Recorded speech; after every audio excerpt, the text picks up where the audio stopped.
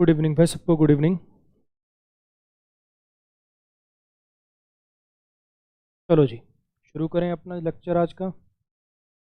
Models शुरुआत कर रहे हैं अपन।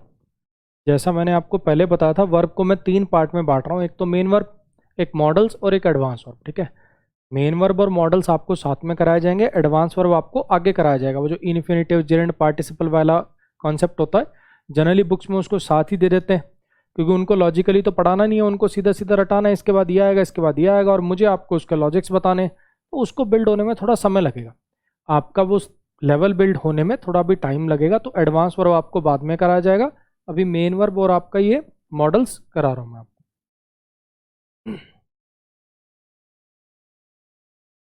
आ जाइए, मॉडल्स की शुरुआत करते हैं। बेसिक्स में याद होगा जब मैंने आपको हेल्पिंग वर्ब बताई थी, ये हेल्पिंग वर्ब या कह लो ऑक्सिलरी वर्ब, ये 2 टाइप की होती हैं, प्राइमरी वाली और मॉडल्स वाली। क्या क्या डिफरेंस बताए थे कि प्राइमरी वाली हेल्पिंग वर्ब मेन वर्ब दोनों बन जाती हैं, ये सिर्फ हेल्पिंग वर्ब बनती हैं। इनका जब ये हेल्पिंग वर्ब बनती हैं तो कोई मीनिंग नहीं होता, इनका अपना मीनिंग होता है। ये सब बातें अपन बेसिक्स के अंदर कर चुके हैं। ठीक है, आ जाइए। ये मॉडल्स हैं आपके ना, can, could, may, might, will, shall, should, ये सब आपके मॉडल्स आते हैं। मॉडल ऑक्सिलरी वर्ब कह लो, मॉडल हेल्पिंग वर्ब कह लो, या सिर्फ मॉडल कह दो, बात एक ही होती है। मुझे बताइए ज़रा, यहाँ पे क्या भरोगे आप? ये जो सेंटेंस आपको छोटा सा सामने नज़र आ रहा है, अगर आपको भरना हो तो इनमें कौन सा मॉडल भरोगे यहाँ पे?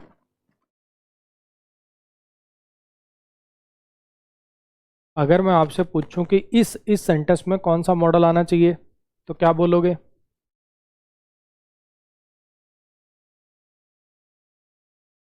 सारी ठीक है, हाँ क्या ना? ही कैन प्ले क्रिकेट, उसमें क्षमता है क्रिकेट खेलने की, कैन आता है एबिलिटी के लिए। ही मे प्ले क्रिकेट, शायद वो क्रिकेट खेलेगा। ही शुड प्ले क्रिकेट, उसको क्रिकेट खेलना चाहिए। ही मस्ट प्ले क्रिकेट, उसको क्रिकेट खेलना पड़ेगा। कुछ मेरी बात आ रही है समझ में क्या कहना चाह रहा हूँ? कि यहाँ पे कोई भी मॉडल पुट हो सकता है, डिपेंडिंग अपॉन कि आप क्या मीनिंग देना चाहते हो। तो बोलने वाले पे डिपेंडेंट है। अगर वो एबिलिटी की बात करना चाहेगा तो कैन लगा लेगा, पॉसिबिलिटी की बात करना चाहेगा तो मे लगा लेगा, सजेशन देना चाहेगा तो शुड लगा देगा, ऑब्लिगेशन लगाना चाहेगा तो मस्ट लगा देगा। वो तो उस पर डिपेंडेंट है, बोलने वाले पे डिपेंडेंट है। मेरी कुछ बात आ रही है समझ में? ये सेंटेंस के थ्रू मैं आपको बात बताना चाहता हूँ कि मॉडल चैप्टर पूरा का पूरा मीनिंग बेस्ड है। अच्छा, कैन मॉडल इस मीनिंग में यूज होता है, मे मॉडल इस मीनिंग में यूज होता है, मस्ट मॉडल इस मीनिंग में यूज होता है। मेरी बात आ रही है समझ में? अभी जैसे मैं आपको आगे ये दिखाऊंगा, देखो कि कैन का यूज करते हैं अपन एबिलिटी के लिए, इनफॉर्मल रिक्वेस्ट के लिए, इनके लिए।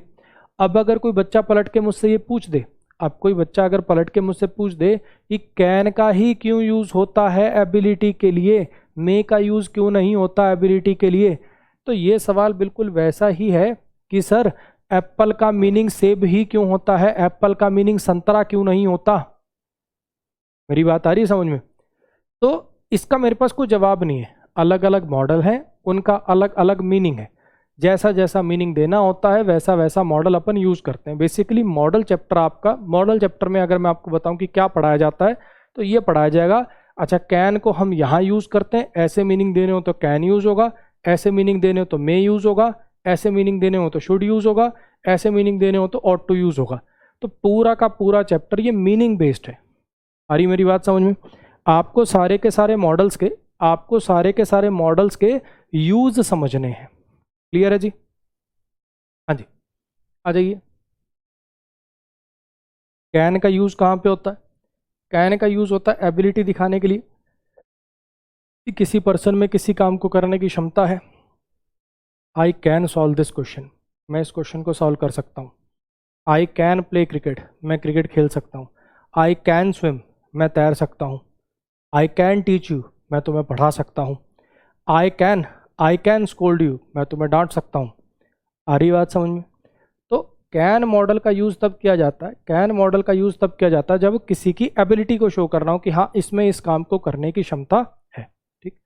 इनफॉर्मल रिक्वेस्ट के लिए, इनफॉर्मल रिक्वेस्ट के लिए, इनफॉर्मल रिक्वेस्ट मतलब कोई यार दोस्त वगैरह से जब आप रिक्वेस्ट करते हो, कोई दोस्तों वगैरह से जब आप कोई रिक्वेस्ट करते हो, वो रिक्वेस्ट क्या होती है, बस आप उनको इन्फॉर्म कर रहे होते हो। Can I take your car, भाई तेरी गाड़ी ले जाऊं? Can I take your car? Can I use your phone? Can I take your laptop? Can I use your laptop? आ रही है बात समझ में? Informal request.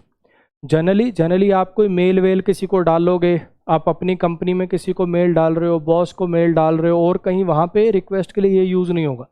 वहाँ पे जनरली रिक्वेस्ट वगैरह के लिए मे मॉडल का यूज़ कर लिया, और भी आगे मॉडल आएंगे रिक्वेस्ट के लिए, वो सब यूज़ कर लिए। ये इनफॉर्मल रिक्वेस्ट है, यानी यार दोस्तों से रिक्वेस्ट करने के लिए आप इसका यूज़ करते हो। नेगेटिव पॉसिबिलिटी, अगर कोई काम जैसे अपन का ये तो हो ही नहीं सकता, नहीं ये बात तो सही हो ही नहीं सकती, नेगेटिव पॉसिबिलिटी को दिखाने के लिए भी इसका यूज़ कर सकते हो। ठीक है, इसको देखिए ज़रा, मे को यूज़ देखो। मे का यूज़ होता है पोलाइट रिक्वेस्ट के लिए। मे यूज़ योर फोन, किसी से पोलाइट रिक्वेस्ट करनी है, फॉर्मल रिक्वेस्ट करनी है। मे आई टेक योर कार, कुछ सारी बात समझ। आप स्कूल में नहीं थे जब पूछते थे मे आई कम इन, अंदर आ जाऊं, तो वो पोलाइट रिक्वेस्ट का, फॉर्मल रिक्वेस्ट का तरीका है मे से। और बहुत नेगेटिव और पॉजिटिव दोनों टाइप की पॉसिबिलिटी को दिखाने के लिए मे का यूज़ होता है। क्लियर हुई इतनी बात? एक बार फिर से देखिए मैंने क्या बोला। मैं ये कह रहा हूँ कैन का यूज़ होगा एबिलिटी के लिए, या इनफॉर्मल रिक्वेस्ट के लिए, या नेगेटिव पॉसिबिलिटी के लिए। मे का यूज़ कहाँ होगा? मे का यूज़ होगा पोलाइट रिक्वेस्ट के लिए, या पॉजिटिव नेगेटिव दोनों टाइप की पॉसिबिलिटी के लिए। नेगेटिव पॉसिबिलिटी दोनों से दिखा सकते हो, कैन से भी दिखा सकते हो, मे से भी दिखा सकते हो, वो आपकी मर्जी। ठीक है, इस पर सवाल कैसे बनते हैं? ऐसे बनते हैं। देखो ये कुछ सेंटेंसेस हैं, एक बार आप अपने आप से सोचने की कोशिश करो किसमें क्या आएगा, ट्राई करो जरा।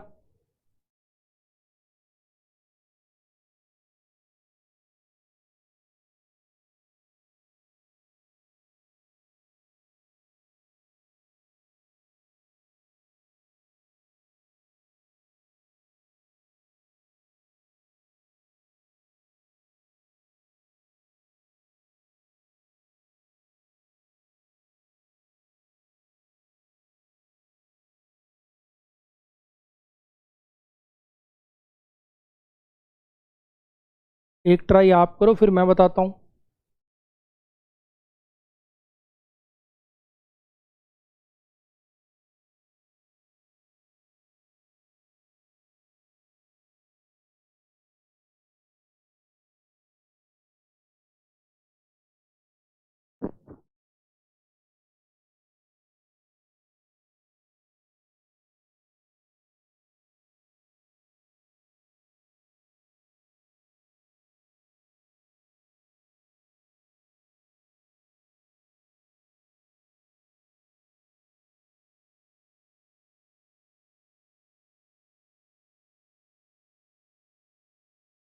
हाँ जी, आसान है। ये न्यूज़ सच नहीं हो सकती, ये खबर सच नहीं हो सकती, ये खबर भाई सच हो सकती है, ये खबर सच नहीं हो सकती, ये खबर सच हो सकती है। नेगेटिव पॉसिबिलिटी के लिए मे और कैन दोनों ठीक है, दोनों कभी नहीं आएंगे पेपर में, टेंशन मत लेना। नेगेटिव पॉसिबिलिटी को दिखाने के लिए आप कैन का यूज़ भी कर सकते हो, मे का यूज़ भी कर सकते हो। पॉजिटिव पॉसिबिलिटी को दिखाने के लिए सिर्फ मे यूज़ हो पाएगा, कैन यूज़ नहीं हो पाएगा। इतनी कहानी क्लियर है? हाँ जी, इसको देखो जरा। ये वाले के अंदर सुपरफ्लुअस चैप्टर एक होता है। सुपरफ्लुअस का मतलब होता है जब आप कोई चीज़ एक्स्ट्रा लगा देते हो जबरदस्ती की। जैसे अब ये सेंटेंस है, इसका मतलब है कि हम वहाँ समय पर नहीं पहुँच सकते। कैन मॉडल जब एबिलिटी दिखाने के लिए यूज़ होता है, कैन मॉडल जब एबिलिटी दिखाने के लिए ही यूज़ होता है, तो इसके साथ बी एबल टू लगाने की क्या ज़रूरत है बताओ? जब आपने लिख दिया we can't reach there on time, तो इसका मतलब यही है ना कि हमारे अंदर एबिलिटी नहीं, हमारे अंदर क्षमता नहीं कि हम वहाँ टाइम पे पहुँच जाएँ। तो यहाँ पे कैन मॉडल अगर आपने लगा दिया तो बी एबल टू की ज़रूरत नहीं है। क्लियर हो गया? सीधा लिखोगे we can't reach there on time. ऐसे ही मे का यूज़ करते हो आप पॉसिबिलिटी को दिखाने के लिए, हाँ कि ना? तो अगर मे मॉडल आपने यूज़ कर दिया तो इसके बाद लाइकली या पॉसिबली का यूज़ ना करें। अब मान लो दो बंदे, दोनों के बीच में लड़ाई चल रही है, तो शायद ये डील, चांस है कि ये डील उनके बीच के सारे डिस्प्यूट को ख़त्म कर देगी। ये डील शायद, अब मे का काम ही लाइकली, मे का मतलब ही होता है लाइकली पॉसिबिलिटी दिखाने के लिए तो आया है, तो फिर दोबारा लाइकली पॉसिबली क्यों लगा रहे हो? क्लियर हुआ? If you ask him for help he can slash में हेल्प यू। अगर तुम मुझसे मदद मांगोगे, देखो अगर ये सेंटेंस यहाँ से शुरू होता फिर तो दोनों ठीक हो जाते। ही कैन हेल्प यू, उसमें क्षमता है तेरी मदद करने की। ही मे हेल्प यू, शायद वो तेरी मदद कर दे। अगर ये सेंटेंस यहाँ से शुरू होता तो दोनों ठीक होते, यहाँ से शुरू हो तो दोनों ठीक है। लेकिन फिलहाल के सेंटेंस के मीनिंग के अकॉर्डिंग देखो, फिलहाल के सेंटेंस के मीनिंग के अकॉर्डिंग चेक करो। अगर तुम मदद मांगोगे तो ऐसा तो है नहीं कि तेरे मदद मांग लेने से उसमें एबिलिटी आ जाएगी। हाँ, मदद मांग लेने से पॉसिबिलिटी बन जाएगी मदद करने की। आ रही बात समझ में? इस सेंटेंस के मीनिंग के अनुसार यहाँ पे क्या आएगा? में आएगा। क्लियर हो गया जी? फिर से देख लीजिए, मैं फिर बता रहा हूँ बच्चे, मॉडल चैप्टर में अगर आप कुछ ज़्यादा रॉकेट साइंस एक्सपेक्ट करें, मॉडल चैप्टर में ढंग के जो कॉन्सेप्ट हैं वो 3 ही हैं। एक जो अभी जस्ट इसके बाद पढ़ाऊंगा, यूज टू मॉडल, ज़बरदस्त है, मज़ा आएगा, 1 नंबर का। यूज टू मॉडल हो गया, नीड और डेयर मॉडल हो गया, और एक स्ट्रक्चर है इंग्लिश का model plus have plus V3, उस स्ट्रक्चर का काम। ये 3 ही ज़बरदस्त चीज़ें हैं, बाकी सारा तो इस टाइप का। देखो ये क्या लेवल है बता, लेकिन क्या करें, पढ़ाना पड़ता है, कभी कभी पेपर में आ भी जाता है और सारी बुक्स में दिया हुआ है, तो क्या करें, कोई इलाज नहीं है भाई। फिर से देखिए, एबिलिटी को दिखाना हो तो कैन का यूज़ करते हैं, नेगेटिव पॉसिबिलिटी हो तो भी कैन का यूज़ करते हैं, इनफॉर्मल रिक्वेस्ट के लिए कैन का यूज़ होता है, मे का यूज़ होता है पोलाइट रिक्वेस्ट के लिए, पॉजिटिव नेगेटिव पॉसिबिलिटी के लिए। यहाँ पॉजिटिव पॉसिबिलिटी थी, सिर्फ मे आ सकता है, या नेगेटिव पॉसिबिलिटी दोनों आ सकते हैं। कैन जब एबिलिटी के लिए दिखाने के लिए यूज़ हो गया तो बी एबल टू की ज़रूरत नहीं है। मे अगर पॉसिबिलिटी दिखाने के लिए यूज़ होगा तो लाइकली पॉसिबली की ज़रूरत नहीं है। यहाँ पे अगर तुम मदद मांगोगे, ऐसा तो है नहीं कि तुम्हें 100 रुपये चाहिए, उसकी जेब में 50 रुपये पड़े हैं, जैसे तुमने कहा भाई मदद कर देगा तो उसके 50-100 हो जाएंगे। क्या किसी के मदद मांग लेने से सामने वाले में एबिलिटी आ जाती है, कि मदद मांग लेने से सामने वाले में पॉसिबिलिटी आ जाती है मदद करने की? तो यहाँ पे मे मॉडल का यूज़ होगा। क्लियर हो गया? आ जाइए, अब अपन पढ़ रहे हैं मॉडल चैप्टर का सबसे ज़बरदस्त कॉन्सेप्ट, मज़ा आएगा, ठीक है। और वैसे तो देखो, इसको अपनी को बड़ाई मत समझना, ठीक है, बहुत हम्बल होके बोल रहा हूँ, क्योंकि यार मैंने ना काम किया इस कंटेंट के ऊपर, अपने जीवन के 10 साल दिए हैं, तो मैं ये बातें बोल देता हूँ कि आप आराम से, आपने मेरा प्रोनाउन चैप्टर देख लिया, एडजेक्टिव चैप्टर देख लिया, मेन वर्ब देख लिया, अब मॉडल्स देख रहे हो, आराम से तसल्ली करो, आराम से सारे लेक्चर्स देख लो। जिन्होंने पहले कोचिंग ले रखी है वो आपको ज़्यादा अच्छा बता पाएंगे, उनके कमेंट्स एक बार पढ़ना, वो आपको ज़्यादा अच्छा बता पाएंगे कि पहले जहाँ पढ़ा था वहाँ के मुकाबले यहाँ कैसी क्लैरिटी। क्योंकि जो पहली बार कोचिंग ले रहा उसको लगता होगा सारी ऐसा पढ़ाते हैं, ठीक है। असली पहचान वो लोग कर सकते हैं, असली जिसको बोलते हैं ना एक्नॉलेज करना किसी चीज़ को, कि हाँ यार ज़रूर इस बंदे ने बहुत काम किया, इसके पीछे इसने बहुत रात काली कर रखी है इन चीज़ों को सोचने में, वो वही एक्नॉलेज कर सकता है जो वाक्य में पहले घिसा हो, कहीं आया हो कहीं जाके। चलो आ जाओ, अब यूज टू मॉडल को देखना, ठीक है। यूज टू मॉडल जो है वो कन्फ्यूजिंग इसलिए हो जाता है क्योंकि अभी जैसे मैं आपको सेंटेंसेस कराऊंगा, तो आप देखोगे कभी तो यूज टू के बाद वर्ब की बेस फॉर्म आ रही होगी, कभी यूज टू के बाद जिरंड आ रहा होगा, कभी यूज टू के यूज के बाद इन्फिनेटिव आ रहा होगा, तो अलग अलग स्ट्रक्चर क्रिएट हो जाते हैं जिसकी वजह से कन्फ्यूजन होती है। मेरी बात आ रही समझ में? होता क्या है, ये जो यूज्ड है ना, ये जो वर्ड यूज्ड है, अभी आपको दिखाऊंगा कि अलग अलग चीज़ें बनता है जिसकी वजह से इसके बाद अलग अलग चीज़ें आती हैं, उस वजह से कन्फ्यूजन क्रिएट होता है। आओ समझने की कोशिश करते हैं, फिर ये सारे सेंटेंसेस करेंगे। देखो मैं आपको पहले कन्फ्यूजन बताता हूँ कि आखिर ये इतना कन्फ्यूजिंग क्यों लगता है बच्चों को। मुझे एक बात बताओ, ये जो वर्ड है यूज्ड, ये मेन वर्ब होता है, ये बात आपको पता है हाँ कि ना? जैसे सेंटेंस मैंने लिखा, he used my phone to call his girlfriend, उसने मेरे फ़ोन का यूज़ किया उसकी गर्लफ्रेंड को कॉल करने के लिए। Your phone was use to blackmail her, तुम्हारे फ़ोन का इस्तेमाल किया गया था उसको ब्लैकमेल करने के लिए। यूज जब मेन वर्ब होती है तब उसका मतलब होता है इस्तेमाल करना। इतना तो आप लोग भी जानते हो यार, यूज़ का मतलब इस्तेमाल करना होता है। ही used my car, he used my phone, can I use your phone, हाँ के ना? यूज़ मेन वर्ब बनता है ये जानते हो, और उसकी V2 V3 यूज्ड हो सकती है, ये बात जानते हो। अच्छा अब यहाँ देखो, यूज टू मॉडल बनता है, पास्ट की हैबिट बताता है, ये भी आप जानते हो है ना। यूज टू मॉडल बनता है, पास्ट की हैबिट बताता है, वो ऐसा किया करता था जब वो कॉलेज में था, वो ऐसा किया करता था जब वो बच्चा था, मेरे दादाजी मुझे कहानियाँ सुनाया करते थे, पास्ट की हैबिट बताता है, ये वाली बात भी आपको पता है, हाँ के ना। और एक यूज जो है वो ये वाला भी होता है। अगर लिंकिंग वर्ब के बाद यूज्ड लिख दूं, तो वो एडजेक्टिव जैसा काम करता है और उसका मतलब हो जाता आदि होना। I am use to doing this, मैं आदि हूँ इस काम को करने का। I am use to teaching at night, मैं आदी हूँ रात को पढ़ाने का। मेरी बात आ रही समझ में? तो आप देख पा रहे होगे यहां भी यूज्ड लिखा है, यहां भी यूज्ड लिखा है, यहां भी यूज्ड लिखा है। और अगर स्ट्रक्चर ऐसे क्रिएट हो जाए, देखो इसमें तो टू आता ही है, यूज टू मॉडल में तो टू आता ही है, ये वाले स्ट्रक्चर में भी टू फिक्स हो जाएगा, और ये वाले वर्ब वाले स्ट्रक्चर में भी अगर मैं इन्फिनेटिव लगा दूं, वाई का रिप्लाई दे दूं, अगर मैं इसमें भी milk is use to make various sweets, milk का इस्तेमाल किया जाता है मिठाइयाँ बनाने के लिए, वाई का रिप्लाई के चक्कर में इन्फिनेटिव क्रिएट कर दूं। अब जिस बच्चे ने बहुत डीप ग्रामर नहीं पढ़ रखी, उसकी नज़र से अगर देखें तो क्या यहाँ पे उसको यूज टू नज़र आ रहा है, यहाँ भी यूज टू नज़र आ रहा है, यहाँ भी यूज टू नज़र आ रहा है, हाँ कि ना? ये है कन्फ्यूज़न की जड़ कि होगा क्या, यूज टू है अलग अलग चीज़, कहीं ये वर्ब बन रहा है, कहीं ये मॉडल बन रहा है, कहीं ये एडजेक्टिव बन रहा है, और उसकी वजह से इसके बाद आने वाला वर्ड भी चेंज होगा।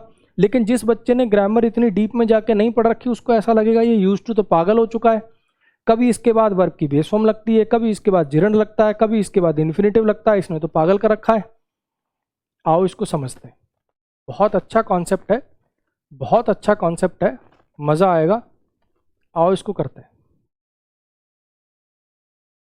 देखो समझना, यूज टू के बाद क्या आएगा, इसके बाद क्या आएगा, वो डिपेंडेंट है ये खुद क्या है। ये तीन चीज़ें बनता है, मेन वर्ब बनना, मॉडल बनना, एडजेक्टिव बनना। अगर आप ये पहचान लो कि ये बन क्या रहा है आपके सेंटेंस में, क्या ये मेन वर्ब बन रहा है, क्या ये मॉडल बन रहा है, क्या ये एडजेक्टिव बना, तो आगे क्या आएगा वो बिल्कुल आसान हो जाता है। मेरी बात आ रही है समझ में? क्या बोला मैंने? अगर आप ये जान लो ये बन क्या रहा है, तो इसके बाद क्या आएगा वो चीज़ बिल्कुल क्रिस्टल क्लियर होती है। आओ समझाने बताने की कोशिश करता हूँ। जैसे अगर ये मॉडल बन रहा है, आपने चेक कर लिया कि मॉडल बन रहा है, ठीक, तो ये पास्ट की हैबिट को बताता है, और मॉडल के बाद हमेशा वर्ब की बेस फॉर्म आती है, आपको भी पता है, हाँ कि ना? अब मुझे पता कैसे चलेगा कि ये मॉडल बन रहा है, पहचान क्या है कि ये मॉडल बन रहा है? देखो ऑब्वियस बात है कि जब ये मॉडल बनेगा तो इससे पहले कोई और हेल्पिंग वर्ब वगैरह, जब भी ये मॉडल बनेगा तो इससे पहले कोई बी की फॉर्म वगैरह कुछ आएगी क्या? जब भी ये मॉडल बनेगा तो क्या इससे पहले, अगर मान लो आपका ये जो यूज टू शब्द है अगर ये मॉडल की तरह से काम कर रहा है, तो मुझे बताओ इससे पहले कोई is, am, are, was, were ऐसा कुछ आ सकता है क्या?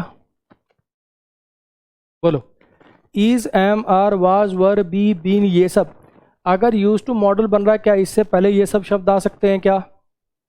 नहीं आ सकते। ये पहचान आपको समझ में आ रही है? हाँ जी। और दूसरी बात हिंदी मीनिंग भी देखोगे, थोड़ा मीनिंग भी चेक करना कि ये पास्ट की हैबिट को बताने के काम आता है।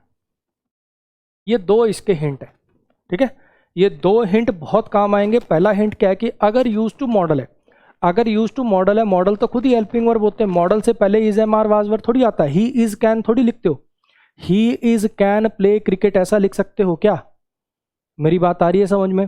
कि अगर मॉडल आएगा तो उससे पहले इज, एम, आर, वाज, वर कैसे आ सकता है भाई? क्लियर?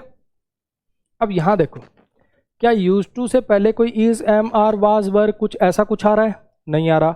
सेंटेंस पढ़ के भी लग रहा है ये पास्ट की हैबिट को बता रहा है। सेंटेंस पढ़ के भी लग रहा है कि ये पास्ट की हैबिट को बता रहा है कि मैं 5 बजे उठा करता था जब मैं कॉलेज में था। तो आपको पता चल गया कि कैसे ये क्या बनेगा, ये मॉडल बनेगा। और मॉडल के बाद जो मेन वर्ब होती है वो वर्ब की बेस फॉर्म में आती है। बोलो, क्लियर हो गया? ऐसे इसको देखो, मेरे दादाजी हमें बहुत सारी कहानियाँ सुनाया करते थे। अब आर ग्रैंडफादर कर लो, 2-3 बच्चों का दादा कर लो, चलो इसको आर लिख लेना यहाँ। हमारे दादाजी जो थे वो हमें बहुत सारी कहानियाँ सुनाया करते थे जब हम छोटे थे, ठीक है? अब यहाँ पे आप देख पा रहे हो, क्या यूज टू से पहले कोई is, am, are, was, were, be, been ऐसा कुछ नज़र आ रहा है? नहीं आ रहा। क्या ये पास्ट की हैबिट को बता रहा है? हाँ जी। तो ये क्या बन गया? ये मॉडल बन गया, और ये मेन वर्ब बन गया जो वर्ब की बेस फॉर्म में लिखी गई है। इतनी कहानी क्लियर हो गई? अब इस पे आओ। यूज्ड जो है वो आपको पता है कि मेन वर्ब भी बन जाता है, है ना? अगर सेंटेंस सिंपल हुआ जिसमें यूज्ड के बाद टू का यूज नहीं हो रहा, अगर सेंटेंस सिंपल हुआ जिसमें यूज्ड के बाद टू का यूज नहीं हो रहा, वहां तो कोई कंफ्यूजन होगी ही नहीं। ऐसा सेंटेंस तो इस पर पूछा ही नहीं जाएगा, क्योंकि फिर तो कोई कंफ्यूजन होगी नहीं। ही used my car, he used my phone, can I use your phone. अगर यूज के बाद टू टाइप का स्ट्रक्चर नहीं बन रहा, फिर तो कोई कंफ्यूजन होगी नहीं ना किसी को, हाँ कि ना। यूज्ड जो है वो मेन वर्ब जब बनता है तब इसका मतलब होता है इस्तेमाल करना या किया जाना। एक्टिव में इस्तेमाल करना और पैसिव में इस्तेमाल किया जाना।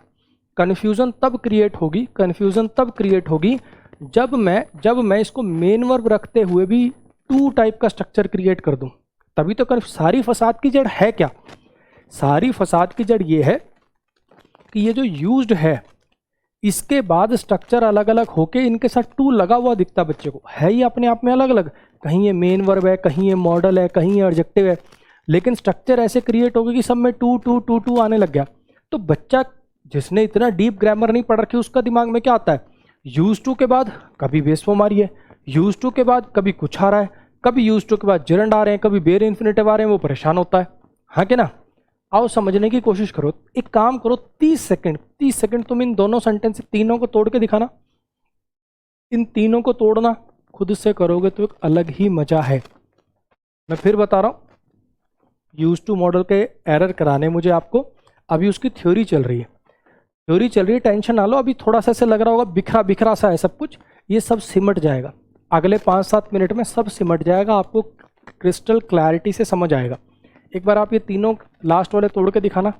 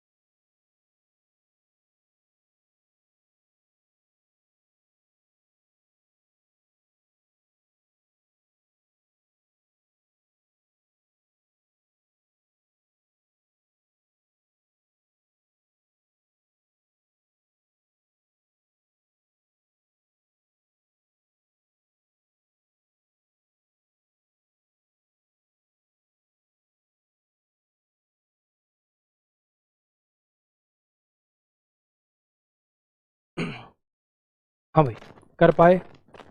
देखना जरा, ही सब्जेक्ट है, यूज्ड वर्ब है, फोन इसका ऑब्जेक्ट है, माई पजेसिव एडजेक्टिव है।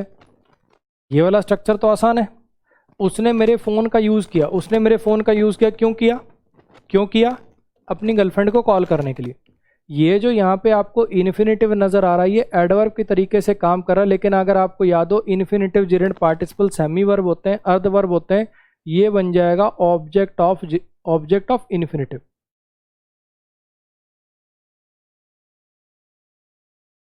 बोलो जी, क्लियर हो गया? हिज इसको क्वालिफाई करने वाला पजेसिव एडजेक्टिव हो गया। इतनी पिक्चर क्लियर है? हाँ जी। ये नीचे वाले पाइए, तुम्हारे फ़ोन का इस्तेमाल किया गया था उसको ब्लैकमेल करने के लिए, तुम्हारे फ़ोन का यूज़ किया गया था उसको ब्लैकमेल करने के लिए। अगर मैं इस सेंटेंस की बात करूं तो ये सब्जेक्ट हो गया, योर इसके लिए पजेसिव एडजेक्टिव होगा। ऑब्वियस बात है, फ़ोन तो किसी को यूज़ कर नहीं रहा, फ़ोन को यूज़ किया गया था तो पैसिव लगा हुआ है। बी की फॉर्म प्लस V3 से भी पता चल रहा है कि पैसिव लगा हुआ है, तो ये बन गया आपका हेल्पिंग वर्ब और ये बन गया आपका मेन वर्ब। ठीक है, तुम्हारे फ़ोन का इस्तेमाल किया गया था, क्यों इस्तेमाल किया गया था भैया? उसको ब्लैकमेल करने के लिए। और पैसे में आपको पता है, पैसे में ऑब्जेक्ट तो होता नहीं, पैसे में वर्ब का ऑब्जेक्ट तो होता नहीं कि इसको यूज्ड वर्ब का ऑब्जेक्ट बना दोगे। और वैसे मीनिंग से पता चल रहा है वाई का रिप्लाई आ रहा है, वाई का रिप्लाई आ रहा है, तो ये जो इन्फिनेटिव है ये एडवर्ब की तरह से काम कर रहा है और ये हर बन गया ऑब्जेक्ट ऑफ इन्फिनेटिव, हाँ कि ना। अब मुझे एक छोटी सी बात बताओ, क्या इस यूज टू को मॉडल कह सकते हो? क्या इस यूज टू को मॉडल कह सकते हो? बोलो, क्या इस यूज टू को मॉडल कह सकते हो क्या? दिखने में तो ये भी यूज टू लग रहा है, जैसे यहाँ पे यूज टू था, दिखने में तो, बोलने में तो बिल्कुल सेम ये भी यूज टू है। तो क्या इस यूज टू को मॉडल कह सकते हैं? अगर कोई तुमसे पूछ ले क्यों नहीं कह सकते, तो क्या तर्क दोगे उसको तर्क दोगे बी की फॉर्म नजर नहीं आ रही तुझे? मॉडल से पहले is am are was were कब से आने लगा? और दूसरी बात, मॉडल का काम होता है पास्ट की हैबिट को दिखाना। यहाँ कौन सी पास्ट की हैबिट दिखाई जा रही है भाई? यहाँ तो इसका मतलब इस्तेमाल किया जाना है। मेरी बात आ रही है समझ में? जब यूज टू मॉडल बनता है तो वो पास्ट की एक आदत को दिखाता है। क्या यहाँ पास्ट की कोई आदत दिखाई जा रही है? यहाँ तो मतलब इस्तेमाल किया जाना मीनिंग निकल रहा है, तो भैया ये वर्ब बनेगा, ये वाई का रिप्लाई बनेगा। सेम ऐसे ही मिल्क आपका सब्जेक्ट हो गया, इज हेल्पिंग वर्ब हो गया, यूज्ड मेन वर्ब हो गया। ठीक है, मिल्क सब्जेक्ट है, इज हेल्पिंग वर्ब है, यूज्ड मेन वर्ब है, और ये पैसिव के अंदर लिखा गया। मिल्क का इस्तेमाल किया जाता है, क्यों इस्तेमाल किया जाता है? मिल्क का इस्तेमाल किया जाता है, क्यों इस्तेमाल किया जाता है? बहुत अलग अलग मिठाइयाँ बनाने के लिए। फिर से वही वाई का रिप्लाई है, पैसिव में वर्ब का ऑब्जेक्ट होगा नहीं, ये वाई का रिप्लाई आ रहा, मीनिंग से भी देख सकते हो। तो ये जो इन्फिनेटिव है ये एडवर्ब की तरह से काम करेगा, और ये जो स्वीट्स हैं ये बनेगा ऑब्जेक्ट ऑफ इन्फिनेटिव। वेरियस इसके लिए क्वांटिटेटिव एडजेक्टिव हो गया। क्लियर हो गया? ऐसे इसमें दे दो, this device is use to record air pressure. इस डिवाइस का यूज किया जाता है एयर प्रेशर को रिकॉर्ड करने के लिए। डिवाइस सब्जेक्ट हो गया, दिस डेमोन्स्ट्रेटिव एडजेक्टिव हो गया, इज हेल्पिंग वर्ब हो गया, यूज्ड मेन वर्ब हो गया। फिर से वही बात, डिवाइस थोड़ी किसी को यूज कर रहा है, डिवाइस को यूज किया जा रहा है पैसिव। ये भी पैसिव, ये भी पैसिव, ये भी पैसिव, हाँ के ना? क्यों यूज किया जाता है? एयर प्रेशर को रिकॉर्ड करने के लिए। तो ये जो इन्फिनेटिव है ये आपका एडवर्ब की तरह से काम कर रहा है। और ये एयर प्रेशर क्या बन गया? कंपाउंड नाउन कर लेना, एयर और प्रेशर को अलग अलग मत करना। ये बन गया ऑब्जेक्ट ऑफ इन्फिनेटिव। बोल, मेरी बात आई समझ में? मेरी बात आई समझ में? कुछ कन्फ्यूजन समझ आ रहा है?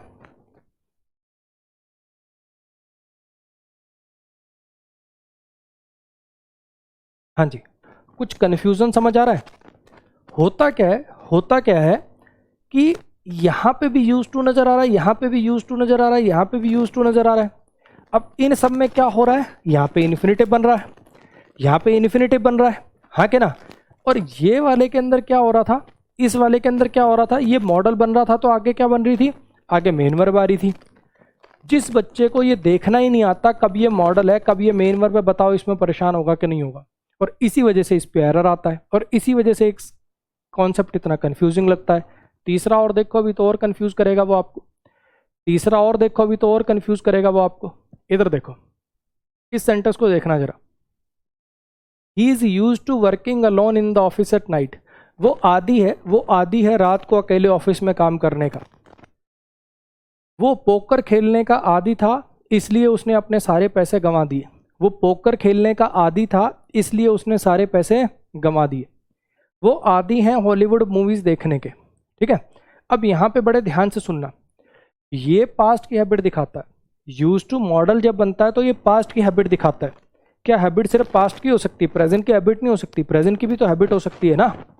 मेरी बात आ रही समझ में? ये काम करता है पास्ट की हैबिट दिखाने का, कि ऐसा हुआ करता था, दादाजी बहुत सारी कहानियां सुनाया करते थे, मैं 5 बजे उठा करता था, मैं वॉलीबॉल खेला करता था। पास्ट की हैबिट बताने के लिए तो ये यूज़ होता है। लेकिन अगर आपको हैबिट बतानी हो, प्रेजेंट पास्ट से मतलब नहीं है कि वह आदी था ऐसा करने का, वह आदी है ऐसा करने का। अगर ऐसा वाला मीनिंग देना है उसके लिए ये स्ट्रक्चर होता है। पहले आप लिंकिंग वर्ब लगाओगे, is, am, are, was, were, be, been, जो भी आपके मीनिंग के अकॉर्डिंग, जो भी आपके टेंस के अकॉर्डिंग। फिर आप यूज्ड लिखोगे। जो V3 एडजेक्टिव का काम करता है आपको पता है? V3 एडजेक्टिव का तरह से काम कर सकता है ना? I am married, I am unmarried, I am tired, I am satisfied, याद आया? यूज्ड एडजेक्टिव जो V3 है, क्या वो एडजेक्टिव की तरह से काम कर सकता है, हाँ के ना? बस ध्यान रखना, जैसे वो था ना senior to, junior to, prior to, preferable to, ये ऐसे एडजेक्टिव है जिनके साथ टू फिक्स है, इसके साथ ये टू प्रीपोजिशन फिक्स है। ये वाला जब आप मीनिंग दोगे, जब आप लिंकिंग वर्ब के बाद यूज्ड लिख के आदि होना वाला मीनिंग दोगे, तो ये टू प्रीपोजिशन फिक्स है, लगानी ही लगानी पड़ेगी। अब इस सेंटेंस को देखो, ये कैसे टूटता है। ही सब्जेक्ट हो गया, इज लिंकिंग वर्ब हो गया, यूज्ड एडजेक्टिव हो गया, टू प्रीपोजिशन है जो कि फिक्स है, और ये जो वर्किंग है, ये जो वर्किंग है, ये प्रीपोजिशन का ऑब्जेक्ट है, नाउन है, जिरंड है, और ये अलोन आपको पता है एडवर्ब हो गया, इन प्रीपोजिशन है, ये इस प्रीपोजिशन का ऑब्जेक्ट है, एड प्रीपोजिशन है, नाइट इस प्रीपोजिशन का ऑब्जेक्ट है। बोलो जी, क्लियर हुई इतनी बात। वह आदी है रात को अकेला काम करने का, वह आदी है रात को अकेला काम करने का। ये भी हैबिट को दिखाने वाला स्ट्रक्चर है, ये भी हैबिट को दिखाने वाला स्ट्रक्चर। दोनों में फर्क क्या है, ये सिर्फ पास्ट की हैबिट दिखा सकता है, ये स्ट्रक्चर प्रेजेंट और पास्ट दोनों की हैबिट दिखा सकता है। अब तीनों देखो, अब आपको थोड़े तीनों में डिफरेंसेस समझना। सारा गेम ये तीनों में डिफरेंस का, तीन चीजें बन सकता है। ये यूज टू जो आपको नजर आ रहा है, ये जो यूज टू इकट्ठा लगा लिखा हुआ नजर आ रहा है, ये तीन चीजें हो सकता है। ठीक, या तो ये मॉडल हो सकता है, हाँ कि ना, मुझे बताओ यहाँ ये मॉडल कह सकते हो। अगर आपसे आपका छोटा भाई पूछे कि यहां मॉडल क्यों नहीं बना, तो उसको क्या लॉजिक दोगे तुम? अरे भाई देखना यार, इससे पहले बी की फॉर्म आ रही है, मॉडल से पहले कब बी की फॉर्म आती है? First logic. दूसरा लॉजिक, यूज टू मॉडल तो सिर्फ पास्ट की हैबिट बताता है, यूज टू मॉडल तो सिर्फ पास्ट की हैबिट बताता है, ये तो मेरा प्रेजेंट की हैबिट बतानी है मुझे। दोनों बातों से पता चला। अगर कोई तुमसे पूछ ले, अगर तुम्हारा भाई पूछ ले कि ये जो यूज्ड है ये वर्ब क्यों नहीं है, ऐसा नहीं कर सकते। इसको हेल्पिंग वर्ब मान लेते हैं, इसको मेन वर्ब मान लेते हैं, और यहाँ पे इन्फिनेटिव लिख देंगे। इसको वर्ब क्यों नहीं मान सकते भाई? जब इसको वर्ब मानते हो तो उसका मतलब होता है इस्तेमाल करना या किया जाना। यहाँ इस्तेमाल करना या किया जाना टाइप का मीनिंग है क्या? यहाँ इस्तेमाल करना या किया जाना टाइप का कोई मीनिंग आपको नजर आ रहा है कि हैबिट बताई जा रही है बस? बोलो, समझ में आई मेरी बात? मैंने क्या बोला? यहाँ पे कोई इस्तेमाल करना किया जाना टाइप का मीनिंग है क्या? वो इस्तेमाल करता है या उसका इस्तेमाल किया जाता है, ऐसा तो कुछ है नहीं। तो फिर यहाँ पर ये वर्ब भी नहीं है। और देखते अगले सेंटेंस को देखते हैं। ही सब्जेक्ट हो गया, वॉज फिर से वही लिंकिंग वर्ब हो गया,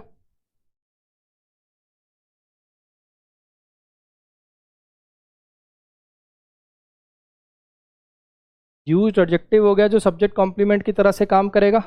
दोनों के ऊपर लिख देता हूँ लो मैं। हाँ जी, वो आदि था।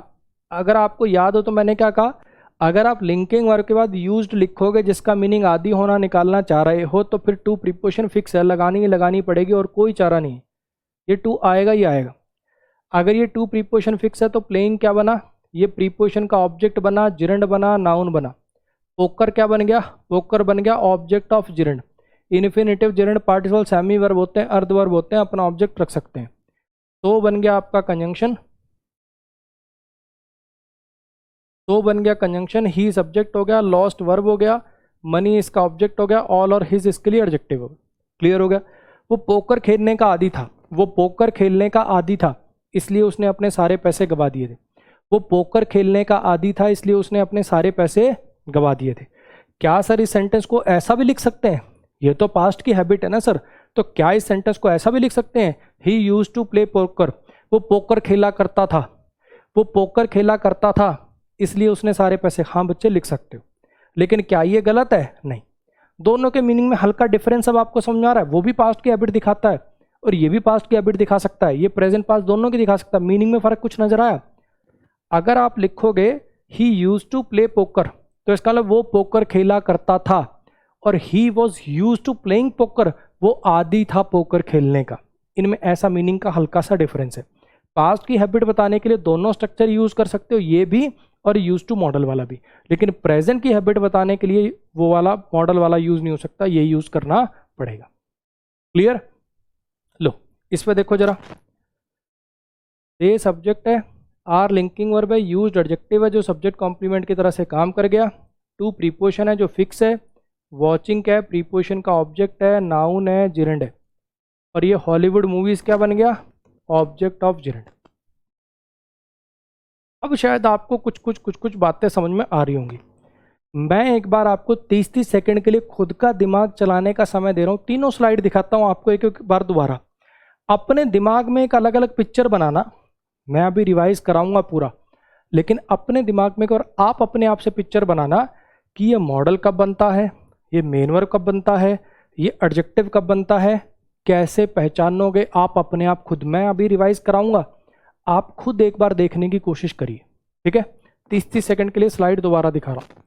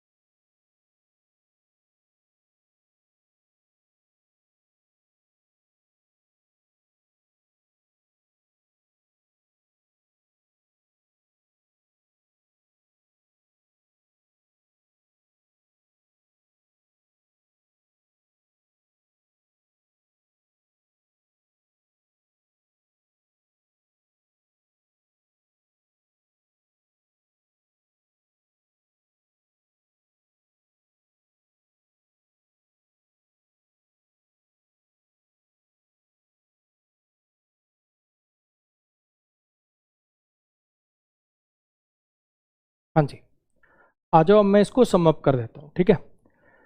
यूज टू के बाद क्या लगेगा, कभी आप देख रहे हो उसके बाद जेरंड आ रहा है, कभी जब ये मॉडल बन गया तो बेस फॉर्म आ रहा है। अगर इसको पैसिव में लिख दूं यूज को तो इसके बाद इन्फिनेटिव लिखा जा सकता है, हाँ के ना। तो इसी वजह से कन्फ्यूजन होती है, और कन्फ्यूजन की हम क्या लगाएंगे वो डिपेंडेंट है कि ये खुद क्या बन रहा है। अगर आप ये पहचानना सीख लो कब ये मॉडल बन रहा है, कब ये मेन वर्ब बन रहा है, कब ये एडजेक्टिव बन रहा है, तो आपकी समस्या का समाधान हो सकता है। वही मैंने आपको सिखाया है। शॉर्ट में आपको एक बार फिर से मैं समअप कर देता हूँ, बिल्कुल क्रिस्टल क्लियर। अब कट टू कट पॉइंट बताऊंगा, पहले थ्योरी डिटेल में बताई, अब कट टू कट पॉइंट बता रहा हूँ। ये मॉडल कब बनेगा, बिल्कुल सीधी साफ पहचान। आप दोनों बाकी के स्ट्रक्चर देखो, इधर देखो। अगर ये एक्टिव में लिखते हो, अगर इसको एक्टिव में लिखते हो तुम, तब तो यूज टू वाला स्ट्रक्चर बन ही नहीं पा रहा। यूज्ड मेन वर्ब बनेगा, आगे कुछ ना कुछ ऑब्जेक्ट आ जाएगा। ही यूज्ड माई फोन, ये ही यूज्ड माई कार, कुछ ना कुछ तो आगे आ जाएगा सीधा, हाँ के ना।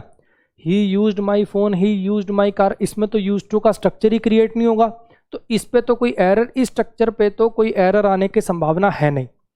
और यूज टू का स्ट्रक्चर कब क्रिएट हो सकता है, जब ये पैसिव में लिखी हो, और वो भी हर बार जरूरी नहीं है, हर बार जरूरी नहीं है।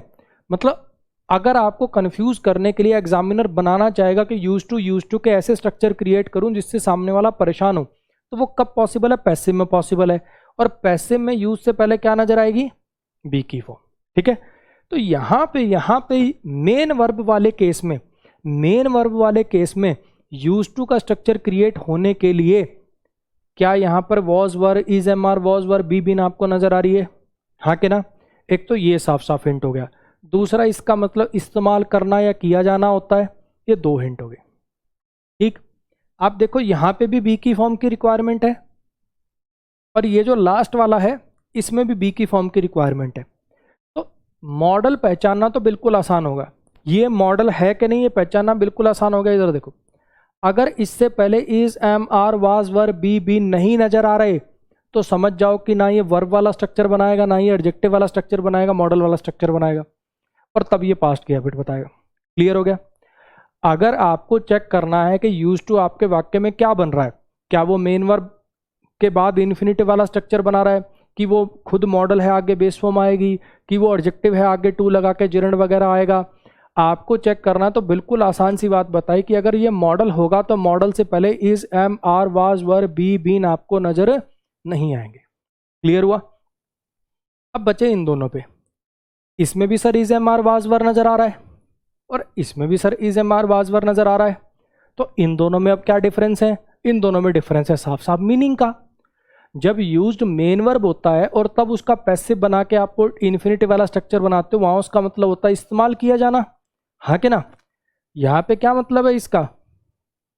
दूध का इस्तेमाल किया जाता है बहुत सारी मिठाइयाँ बनाने में। तुम्हारे फ़ोन का इस्तेमाल किया गया था उसको ब्लैकमेल करने के लिए। इस डिवाइस का यूज़ किया जाता है एयर प्रेशर को रिकॉर्ड करने। इस्तेमाल किया जाना, ये मतलब होता है जब ये वर्ब होती है। हाँ कि ना? ये लिंकिंग वर्ब, मतलब सॉरी हेल्पिंग वर्ब बनेगा, ये मेन वर्ब बनेगा, पैसिव में जाएगा, और ये इन्फिनेटिव बनेगा वाई का रिप्लाई, क्यों का रिप्लाई। हाँ कि ना? लेकिन जो ये वाला स्ट्रक्चर है, इसमें क्या होता है? इसमें बेसिकली आदी होने वाला मीनिंग निकलता है। वो आदी है सुबह उठने का, वो आदी है वॉलीबॉल खेलने का, वो आदी है रात को अकेला काम करने का, वो आदी है सुबह सैर पे जाने का, वो आदी था ये काम करने का, वो आदी था हर किसी से लड़ने का। तो ये आदी होने वाला मीनिंग देता है, ये हैबिट को दिखाता है। वो इस्तेमाल किया जाने वाला मीनिंग देता है। हाँ कि ना? तो इस ऐसे स्ट्रक्चर से आप इस इन दोनों में सिंपली मीनिंग से जान सकते हो। फिर से मैं अगर 2 लाइनों में पूरे टॉपिक को समअप करूं, यूज टू 2-3 चीज़ें बन सकता है, वर्ब बन सकता है, मॉडल बन सकता है, एडजेक्टिव बन सकता है। उसकी वजह से कन्फ्यूजन होती है। आगे क्या लगेगा वो डिपेंडेंट है कि ये खुद क्या बन रहा है। पहचानने का सीधा रामबाण, नोट्स में भी ऐसे लिख लेना सीधा डब्बा बना के। क्या लिखना? मॉडल होगा तो इससे पहले is, am, are, was, were, be, been, यानी बी की फॉर्म नहीं नजर आएगी। सिंपल। बाकी दो में नजर आ रही है, मॉडल में नहीं नजर आएगी। मॉडल पहचानना सबसे आसान हो गया। अब दोनों में बी की फॉर्म नजर आती, बाकी दोनों में मेन वर्ब वाले केस में और एडजेक्टिव वाले केस में, उसमें कैसे पहचानोगे? मेन वर्ब के केस में मीनिंग निकलता है इस्तेमाल किया जाना, इसमें मीनिंग निकलता है आदि होना। ये आदत को दिखाता है, ये यूज को दिखाता है। उनमें मीनिंग से जज करना है। इतनी सी बात है। क्लियर हो गया? उम्मीद करता हूं कि अब सबको क्रिस्टल क्लियर हो गया होगा और अब आप ये सेंटेंसेस करके मुझे अपने आप दिखा देंगे। मैं भी बताऊंगा, अपने आप अब ये सेंटेंसेस कर दोगे तो अलग ही मजा आएगा। करिए ट्राई। इसमें क्या होना चाहिए चेक करो।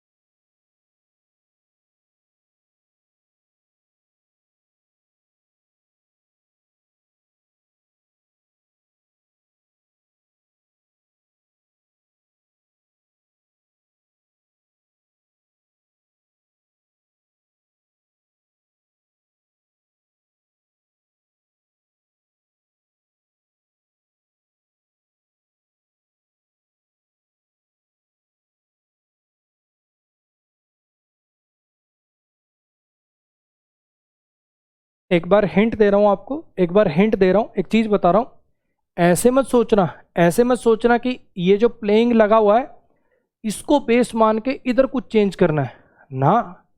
लेफ्ट को बेस मान कर राइट में चेंज करना है। आप ये चेक करो ये क्या है, उसके दम पे इधर ठीक करना। आप ये चेक करो ये क्या है, उसके दम पे इधर ठीक करना। आप ये चेक करो ये क्या है, उसके दम पे इधर ठीक करना। उल्टा नहीं चलना है कि अच्छा जिरंड किस में आता है, अच्छा जिरंड तो उसमें आता है तो वहां कुछ चेंज कर दिया। लेफ्ट को बेस मान के राइट में करेक्शन होंगे, ना कि राइट को बेस मान के लेफ्ट में। सही करो।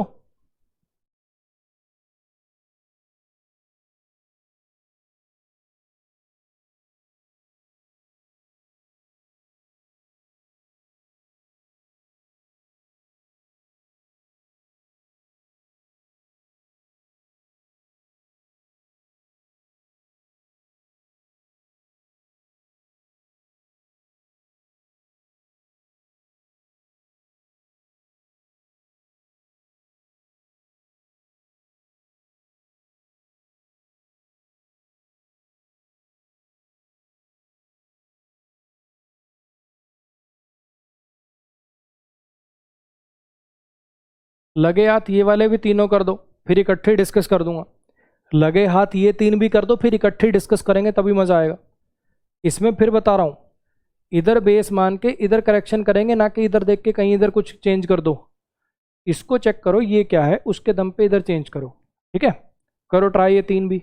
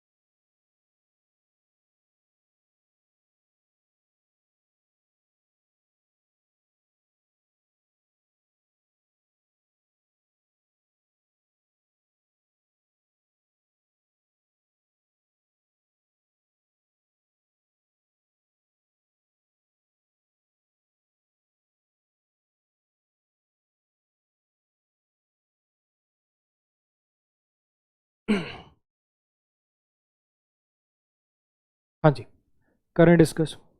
आ जाओ।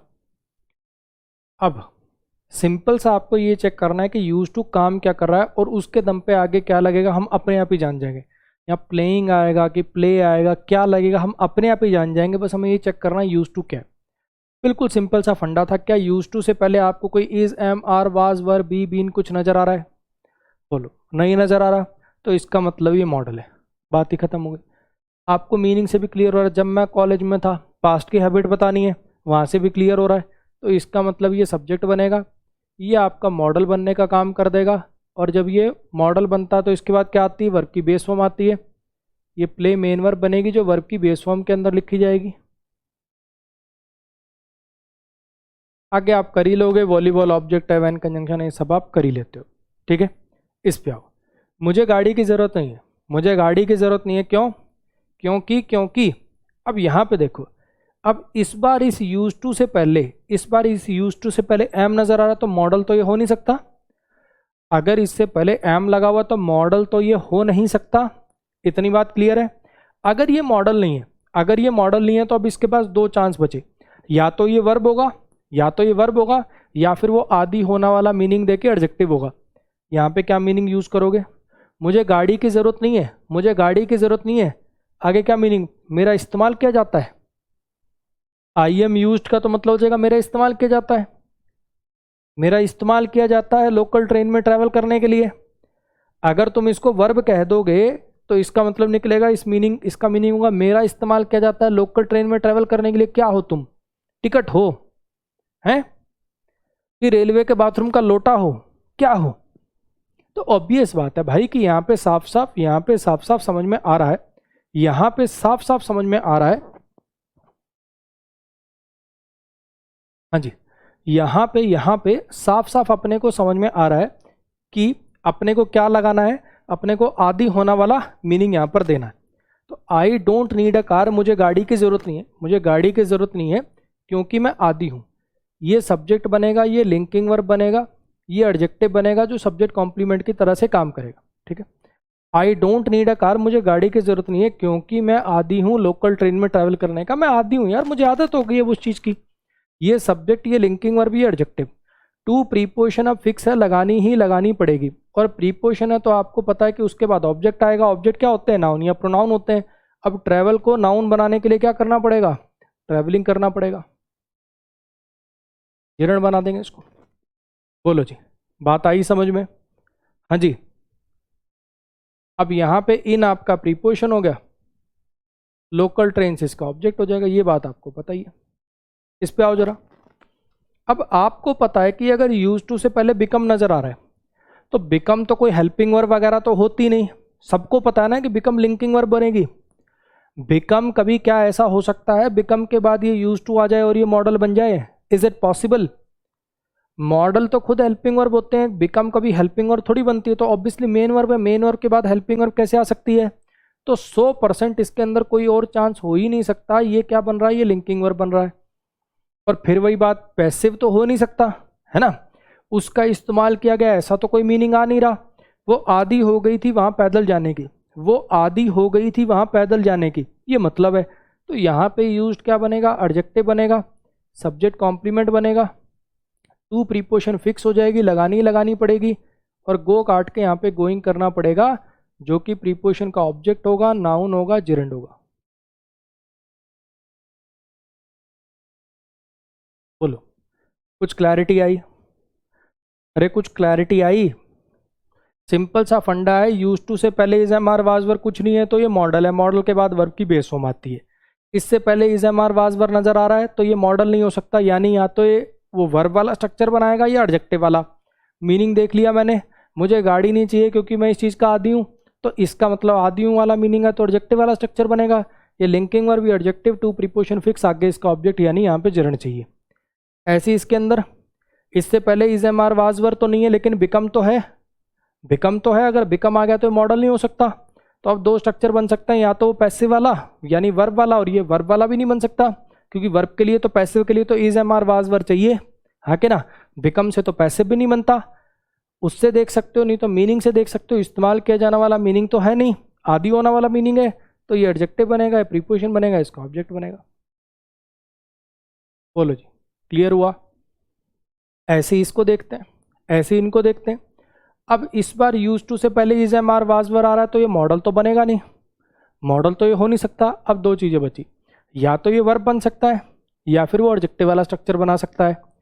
वर्ब बनेगा तो मीनिंग निकलता इस्तेमाल किया जाना, एडजेक्टिव बनेगा तो मीनिंग निकलेगा आदि होना। क्या मीनिंग देना है यहाँ पे? पानी का इस्तेमाल किया जाता है इलेक्ट्रिसिटी जनरेट करने के लिए पूरे संसार में।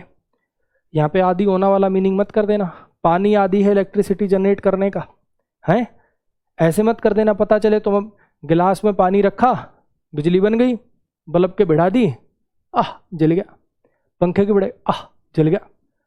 अरे ऐसा थोड़ी है, पानी आदि है, ये क्या मीनिंग हो सकता है? तो ना ये मॉडल है ना आदि होना वाला मीनिंग है, तो फिर ये कैसे टूटेगा? ये सब्जेक्ट है, ये हेल्पिंग वर्ब है, मेन वर्ब है, और ये पैसिव में लिखा गया है।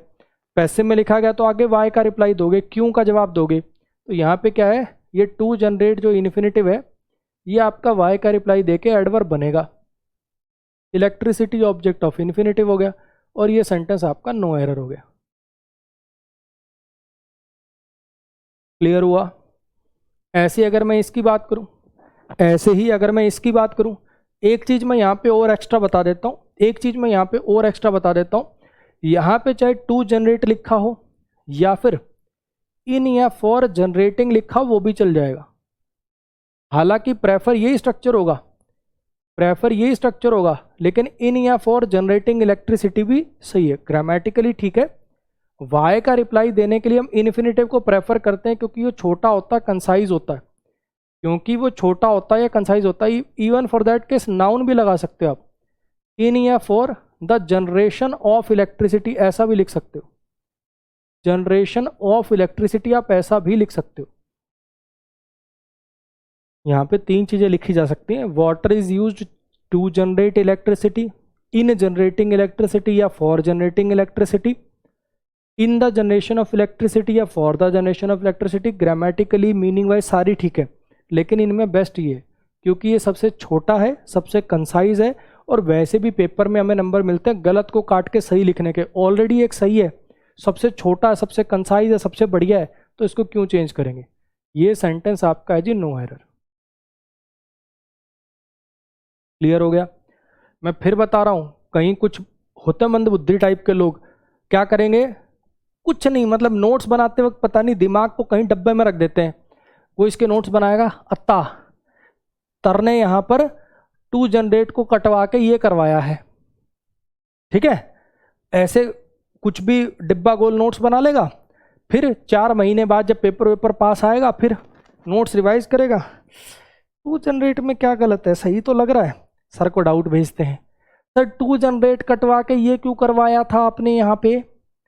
तो नोट्स बनाते समय भगवान ने जो दिमाग दिया है उसको ऑन रख के नोट्स बनाना, वहाँ पे दोबारा सारी चीज़ें रिवाइज करना कि अच्छा ये लगा रहा हूँ तो लॉजिकली नीचे एक्सप्लेन कर रहा हूँ, अच्छा इसकी जगह पर ये आ रहा है क्योंकि यहाँ ये ऐसे लिखना। ये नहीं कि वो जब क्लास की पीडीएफ पर ऐसे कैसे आंख बंद करके रोबोट की तरह टाप रहे हैं उसको। इस पे आओ, फिर से वही बात। अब यूज टू से पहले is am are was were दिया हुआ है तो ये मॉडल तो हो नहीं सकता। अब बची दो चीज़ें, या तो ये मेन वर्ब बने या फिर ये एडजेक्टिव बने। अगर एडजेक्टिव बनता है तो इसका आदि होना वाला निकलता है। क्या यहाँ पे आदि होना वाला मीनिंग है कि चमड़ा आदि है बैग बनाने का है। चमड़ा वगैरह कहाँ से आता है, जानवरों से आता है मोस्टली, भैंस वगैरह इन सब से, है ना। भैंस, गाय, अपना कैमल वगैरह, क्रोकोडाइल, इन सब जानवरों से लेते चमड़ा।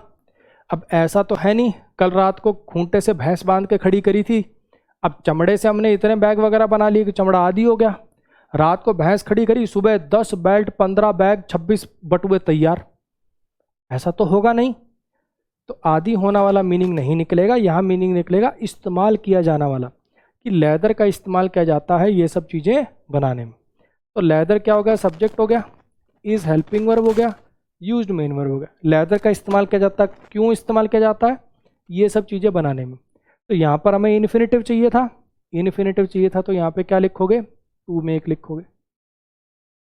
फिर बता रहा हूँ, क्या यहाँ पे सर इन मेकिंग या फॉर मेकिंग लिख सकते हैं, इन मेकिंग या फॉर मेकिंग बैग्स वगैरह ये सब लिख सकते हैं। हाँ लिख सकते हैं बच्चे, लेकिन ये सबसे छोटा है, सबसे कंसाइज है, तो प्रेफर यही होता है। क्लियर हो गया जी। लास्ट पे जाइए। वो लेफ्ट साइड पे गाड़ी चलाया करता था इंडिया में।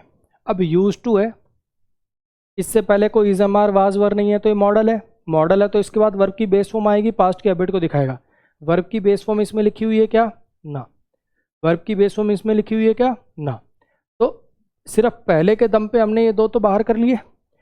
वो आदि था, मतलब बेसिकली वो चलाया करता था, पास्ट की हैबिट है, वो गाड़ी चलाया करता था लेफ्ट साइड पे इंडिया में। लेकिन now he has become, become आ गया, बिकम आ गया तो अब ये मॉडल नहीं हो सकता।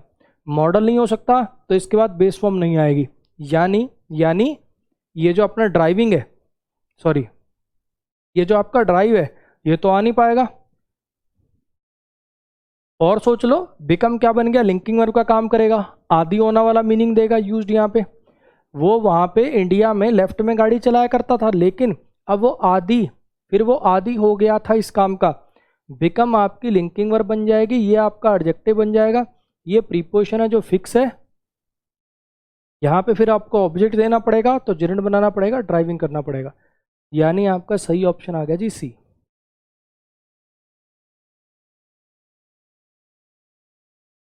मैंने आज तक जितने भी बैचेस पढ़ाए हैं सब में हमेशा बोला है कि ये जो यूज टू मॉडल वाला पोर्शन है, ये जो 40 मिनट का पोर्शन है, अगर आप इसको 2x स्पीड पर देखोगे तो 20 मिनट लगेंगे आपके।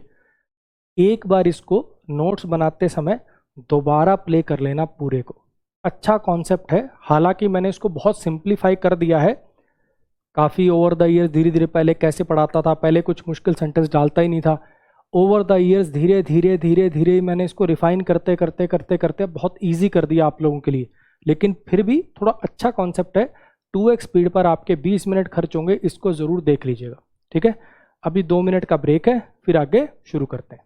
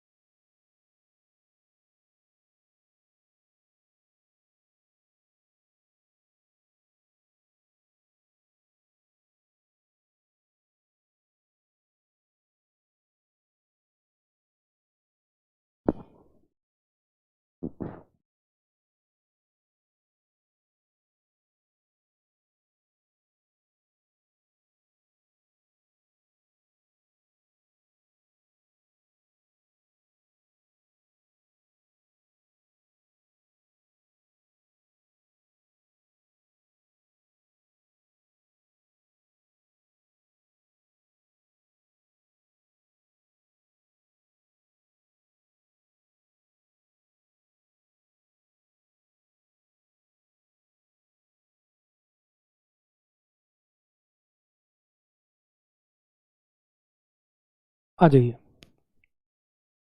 छोटी सी बात और,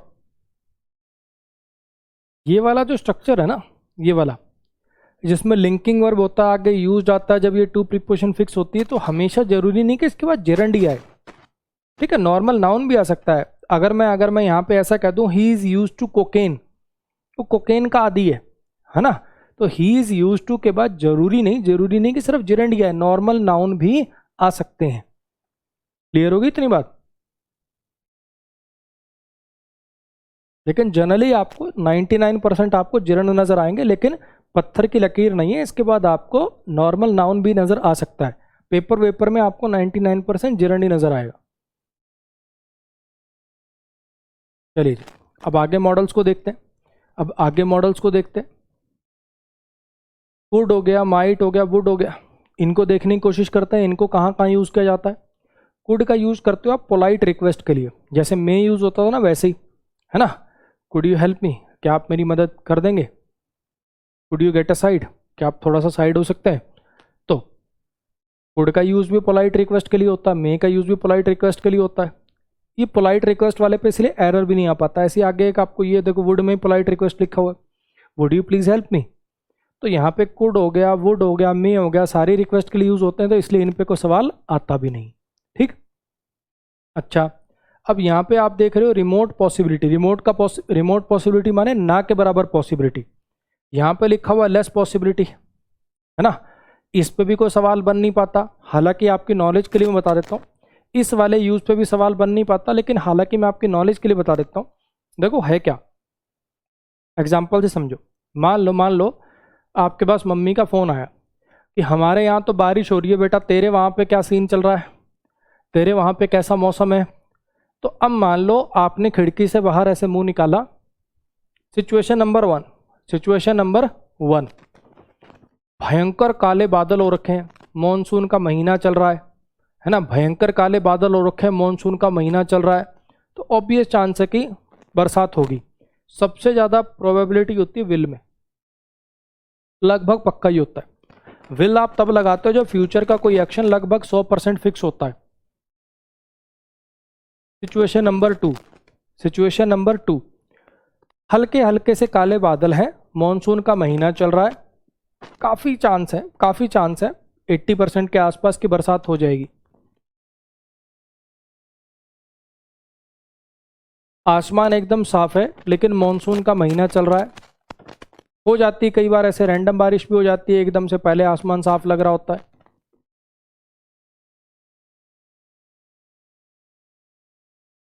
मॉनसून का महीना भी नहीं चल रहा, आसमान भी एकदम साफ है, लेकिन वो बोलते हैं ना राम जी की माया। कई बार आपने देखा होगा एकदम कड़ाके की धूप पड़ रही, अचानक से बारिश आ गई। ये भी तो होता हुआ है, ये होता आपने जीवन में कभी ना कभी खुद भी फेस किया होगा। समझ आया? सबसे ज्यादा प्रोबेबिलिटी है विल में, उससे कम मे में, उससे कम माइट में, उससे कम कुड में। अब इस पे सवाल क्यों नहीं बन पाता पेपर के अंदर? अब ऐसा तो है नहीं आपको पहले फोटो दिखाई जाएगी, बादल कितने काले हैं, अच्छा बादल काले, आवाज सुनाई जाएगी बिजलियों गड़गड़ गड़गड़, फिर तुम्हें बोला जाएगा लो लगाओ, ऐसा कुछ नहीं लिखा हुआ ना, तो इसलिए इस पे सवाल बन नहीं पाता। फिर भी अगर आपको लगे कि उसके अंदर लिखा हुआ है कि हाँ वेदर फोरकास्ट वालों ने ये फोरकास्ट किया है, ये है, ऐसा कुछ दिया जाए तो फिर विल लगा लेना, है ना। अगर विल ऑप्शन में ना हो तो फिर मे लगा लेना। हालांकि ऐसे सवाल आने की संभावना बहुत कम है, ठीक है। सबसे ज़्यादा पॉसिबिलिटी होती है विल में, ऑलमोस्ट 100%, ये होता है ऑलमोस्ट 80%, ये लगभग 40-50 और ये लगभग 5-6% के आसपास। ऐसे इनका सिस्टम। क्लियर हो इतनी बात? ये बात आपको नॉर्मल बस इसलिए बताइए, कभी जीवन में बोलना हो, बाहर बिल्कुल बादल काले हो रखे हैं, बिल्कुल बिजली गिरने वाली है, कब मानसून का महीना चल रहा है, मम्मी पूछ रही है तेरे वहाँ कैसा मौसम है, हाँ इट कुड रेन टुडे। समझ में आई बात? तो ये आपके वैसे यूसेज के लिए आपको बताइए, ठीक है, ये आपको यूसेज के लिए वैसे ही मैंने बताइए। आ जाइए ज़रा देखने की कोशिश करिए। तो कुड का यूज़ होता है पोलाइट रिक्वेस्ट के लिए, रिमोट पॉसिबिलिटी के लिए। मेन जो आपको कुड पे यूज़ एरर आपको देखने को मिल सकता है वो इसका एक और यूज़ होता है कैन की, जब आपको पास्ट फॉर्म चाहिए होगी, कैन मॉडल की जब आपको पास्ट फॉर्म चाहिए होगी तो उसके लिए यूज़ हो सकता है, ठीक है जी। ऐसे ही माइट में इसका एक यूज़ होता है मे की, अगर आपको पास्ट फॉर्म चाहिए तो उसके लिए। वुड मॉडल के और क्या यूज़ है? वुड मॉडल का यूज़ पास्ट की हैबिट बताने के लिए भी होता है, ये आगे आएगा। वुड मॉडल का पास्ट की हैबिट बताने के लिए जो यूज़ होता है वो आगे आएगा, अभी इसके लिए वेट करिए, आप सोचिए लिखा ही नहीं हुआ। विल का जब पास्ट फॉर्म चाहिए होता है तब भी यूज़ होता है। एक बार फिर से देखिए, लिखे काफ़ी सारे यूज़ हुए हैं लेकिन ज़रूरी नहीं हर एक पे पेपर में सवाल आए, है ना। जैसे पोलाइट रिक्वेस्ट के लिए कुड का यूज़ होता है, वुड का यूज़ पोलाइट रिक्वेस्ट के लिए होता है, पॉसिबिलिटीज़ के लिए इनके यूज़ होते हैं, लेकिन पेपर में इन पे सवाल नहीं बन पाते। पेपर में जो सवाल बनेगा कुड पे, माइट पे, वुड पे, वो जनरली आपको दिखेगा ये पास्ट के यूज़ वाला, ठीक है। ये जो पास्ट के यूज़ वाला जो कॉन्सेप्ट है इस पे जनरली आपको एरर नज़र आ सकता है। आओ पहले इस कॉन्सेप्ट को समझते हैं कि कॉन्सेप्ट क्या है, फिर इसके एरर्स देखते हैं, ठीक। आओ जरा समझो। देखो, अभी मैं आपको एक रूल बताऊंगा, टेंथ चैप्टर में भी पढ़ाया जाता है कि अगर मेन क्लॉज पास्ट में है, अगर आपका मेन क्लॉज पास्ट में है तो आपका सब क्लॉज भी पास्ट में होगा। मेन क्लॉज अगर पास्ट में है तो सब क्लॉज भी पास्ट में होगा, ठीक। अब ये मेन क्लॉज सब क्लॉज होता क्या, पहले तो ये समझो। क्लॉज तो जानते हो ना, ये ही से लेकर क्वेश्चंस तक एक ही सेंटेंस है क्योंकि फुल स्टॉप एक ही लगा हुआ है। इसमें भी एक ही सेंटेंस है लेकिन क्लॉज दो हैं। कुछ याद आ रहा है? सब्जेक्ट प्लस वर्ब का पेयर तैयार होता हो, वाक्य का ऐसा अंश जिसमें सब्जेक्ट प्लस वर्ब का एक जोड़ा तैयार हो रहा हो। जैसे ही टोल्ड मी एक क्लॉज है और he can solve all this questions ये दूसरा क्लॉज है। दो क्लॉज हैं, इनको जोड़ा किसने? इस कंजंक्शन में। ऐसा ही हो रहा है। अच्छा, ही इन्फॉर्म्ड मी, उसने मुझे इन्फॉर्म किया था। ही में ज्वाइन अमन्स बैच, ये दो क्लॉज हैं, इनको जोड़ा किसने? इस कंजंक्शन में। इतनी बातें तो पहले पढ़ चुके हो तो सारी दिमाग में है। ही टोल्ड मी ये एक क्लॉज, दैट से जोड़ दिया Ajay will teach us English. बोलो समझ में आया? ऐसे ही इसमें ही टोल्ड मी ये एक क्लॉज हो गया, ये जो आगे लिखा हुआ है दूसरा क्लॉज हो गया। ऐसे ही आस्क्ड मी ये एक क्लॉज हो गया, ये जो इफ़ के बाद लिखा हुआ है दूसरा क्लॉज हो गया। इतनी बातें आपको पहले पढ़ा चुका हूँ मैं, ये सब बातें तो आप कर लेते हो। अरे बोलो। अब यहाँ पे जरा मेरी बात समझने की कोशिश करना। क्लॉज तो आप जानते हो पहले से ही, क्लॉज तो मैं आपको पहले ही पढ़ा चुका हूँ। मेन क्लॉज सब क्लॉज का क्या फंडा है? मेन क्लॉज किसको कहते हैं, सब क्लॉज किसको कहते हैं? कंजंक्शन चैप्टर में और थोड़ी जब डेप्थ में जाएंगे, जहाँ पे मैं आपको पढ़ाऊंगा coordinate conjunction, subordinate conjunction, compound sentences क्या होते हैं, कॉम्प्लेक्स सेंटेंसेस क्या होते हैं, वहाँ थोड़ा और डेप्थ में जाएंगे। अभी के लिए चीज़ों को ज़्यादा कॉम्प्लिकेट ना करते हुए, सिंप्लीफाइड अगर मैं बेसिक की बात करूं तो उसके हिसाब से जिस क्लॉज के शुरू में कंजंक्शन लगी होती है वो सब क्लॉज होता है। यानी इस क्लॉज के शुरू में कंजंक्शन लगी हुई है तो ये माना जाएगा आपका सब क्लॉज और ये माना जाएगा आपका मेन क्लॉज, ठीक है।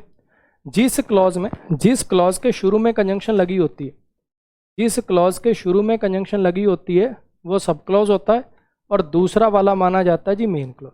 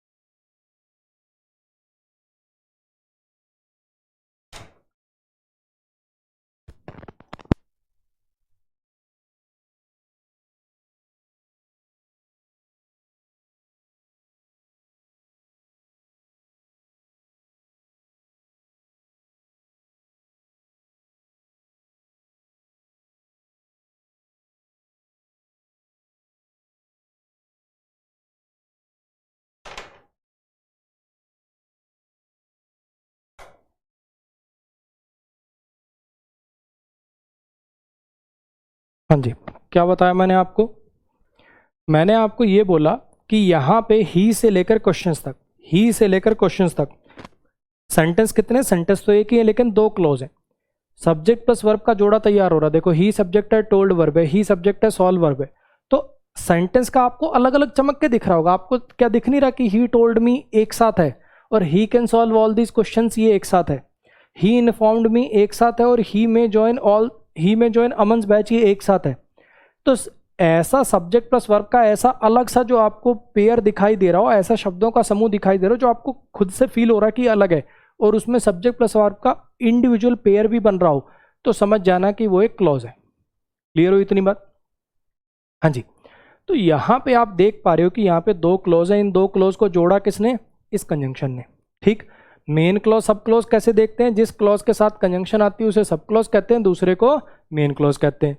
अब यहाँ पे इसको सब क्लॉज कह दिया, इसको मेन क्लॉज कह दिया। ऐसे ही इसके अंदर ये कंजंक्शन आ रही है तो इस वाले को सब क्लॉज कह दिया, इस वाले को मेन क्लॉज कह दिया। ठीक है जी। ऐसे ही इस वाले के अंदर इस वाले को सब क्लॉज कह दिया और इस वाले को मेन क्लॉज कह दिया।